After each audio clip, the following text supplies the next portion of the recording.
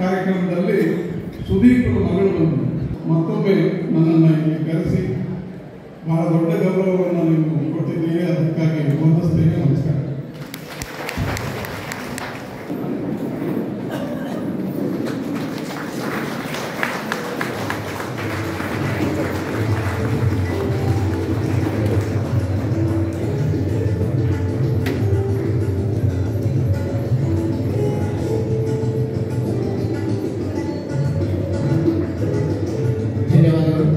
ಈಗಾಗಲೇ 53 ಜನ ಸಾಧಕರು ಭಾರತದ ಪ್ರಶಸ್ತಿಯನ್ನು ಪಡೆದಿದ್ದು ಪುಸ್ತಕದಲ್ಲಿ 25 ಸಾಧಕರುಗಳಿಗಾಗಿ ಮಾಹಿತಿಯನ್ನು ಹಂಚಿಕೊಂಡಿದ್ದಾರೆ.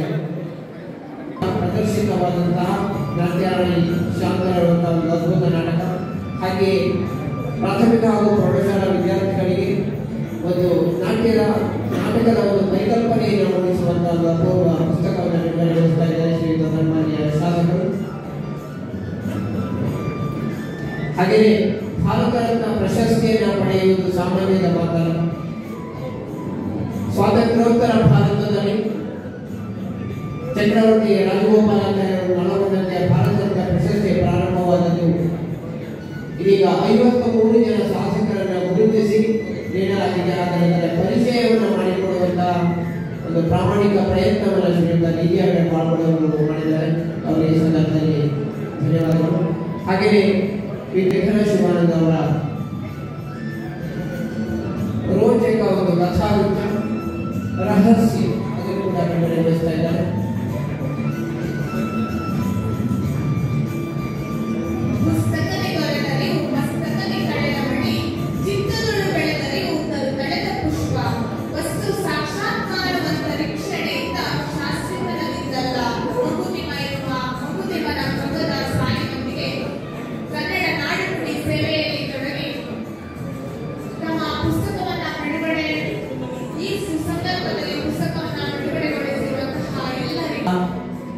ಕುಮಾರಿ ಲೇಖನ ಶಿವಾನಂದ ಅವರು ಬರೆದಂತಹ ಒಂದು ಕಥಾವೃತ್ತ ರಹಸ್ಯ ಈಗ ಬಿಡುಗಡೆಯಾಗ್ತಾ ಇದೆ.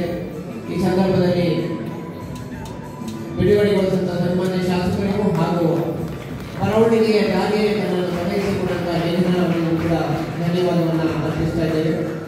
ಸಮ್ಮೇಳನ ಅಧ್ಯಕ್ಷರನ್ನು ಸನ್ಮಾನ್ಯ ಶಾಸಕರು ಗೌರವಿಸ್ತಾ ಇದ್ದಾರೆ.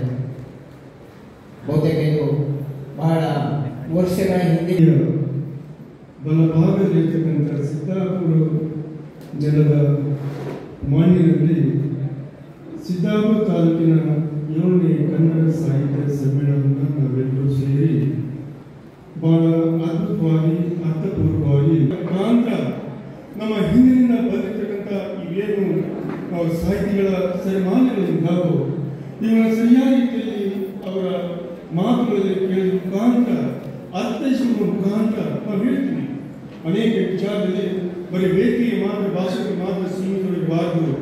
ಮುಂದೆ ಇರತಕ್ಕಂಥ ಪ್ರೇಕ್ಷಕರು ಇದ್ರಿ ಇದು ಸುಮ್ಮನೆ ನಾವು ಬಂದ್ವಿ ಏನೋ ಸಮ್ಮೇಳನ ಆಯಿತು ಕಾರ್ಯಕ್ರಮ ಆಯಿತು ಕೇಳಿ ಹೋದ್ವಿ ಆಚೆ ಹೋದ ನಂತರದಲ್ಲಿ ಬೆಳಗ್ಗೆ ರಾತ್ರಿ ಭಾಷೆಯನ್ನು ಇನ್ನೂ ಕೂಡ ಮರೆಯಲಾಗಲಾರದು. ಆದರೆ ಕನ್ನಡ ನಾಡಿನಲ್ಲಿ ಕನ್ನಡಕ್ಕೆ ಅಗ್ರಸ್ಥಾನವನ್ನು ಕೊಡ್ತಕ್ಕಂಥ ಕೆಲಸವನ್ನು ಈ ಮಣ್ಣಿನಲ್ಲಿ ಹುಟ್ಟಿರ್ತಕ್ಕಂಥ ಪ್ರತಿಯೊಬ್ಬರ ಜವಾಬ್ದಾರಿ ಅನ್ನೋದನ್ನು ಆ ಬೆಳಗಿನ ಸಂದರ್ಭದಲ್ಲಿ ನಾನು ಹೇಳಬಾರದು. ಹಾಗೆ ಇವತ್ತು ಅನೇಕ ವಿಚಾರಗಳನ್ನು ಮಾಡ್ತೀವಿ ನಾವು. ಇವತ್ತು ಅನೇಕ ಸಾಹಿತಿಗಳ ಮಾತನ್ನು ಕೇಳುವ ಮುಖಾಂತರ ಇವತ್ತು ಪ್ರತಿಯೊಬ್ಬರು ಆ ಸಾಧನೆಯಲ್ಲಿ ಆ ಪುಸ್ತಕದಲ್ಲಿ ಅಡಗಿರುತ್ತೆ. ಅಂಥ ಪುಸ್ತಕಗಳನ್ನು ಹೆಚ್ಚೆಚ್ಚು ಓದಿ ಅನ್ನೋದು ಮಾತನ್ನು ಖರೀದಿನ ಮಾಡಿ ಅನ್ನೋದು ಮಾತನ್ನು ನಮ್ಮ ಜಿಲ್ಲಾ ಅಧ್ಯಕ್ಷರು ಏನು ಸಂದೇಶವನ್ನು ಕೊಟ್ಟಿದ್ದಾರೋ ಆ ಸಂದೇಶದ ಅನುಗುಣವಾಗಿ ಕೂಡ ನನ್ನ ಶಾಸನ ಅನುದಾನದಿಂದ ಆ ಪುಸ್ತಕವನ್ನು ಖರೀದಿಯನ್ನು ಮಾಡೋಕ್ಕೆ ಮೊದಲನೇ ಹಂತವಾಗಿ ನಾನು ಎಲ್ಲ ಹಂತದಲ್ಲಿ ಹಣವನ್ನು ನಾನು ಕೊಡ್ತೀನಿ.